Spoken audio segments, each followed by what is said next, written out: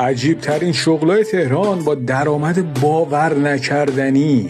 پارک نگهدار. این دوستای عزیز میرن جای شلوغ، جای پارک خالی رو نگه میدارن و بابت هر جای پارک بین 50 تا 100 تومن میگیرن و حدوداً در ماه 30 تومن درآمد دارن.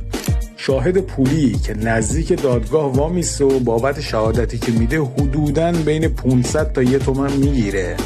پلاکگیر. بعضی راننده ها برای فرار از طرح ترافیک به افرادی پول میدن که جلوی پلاک اونها رو بگیره که حدوداً روزی 2 میلیون درآمد داره.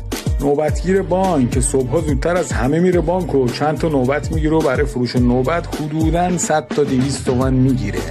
آخرین گروه که نمیدونم اسم شغلشون رو چی باید بذاریم. کسایی هستن که میرن توی مناطق پارک ممنوع منتظر میمونن تا شما پارک کنین و بعدش سری زنگ میزنن جرس ثقیل بیاد.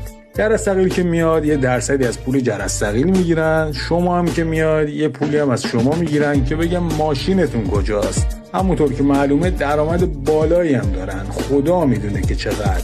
به نظرتون اسم شغل اینا رو چی باید بذاریم؟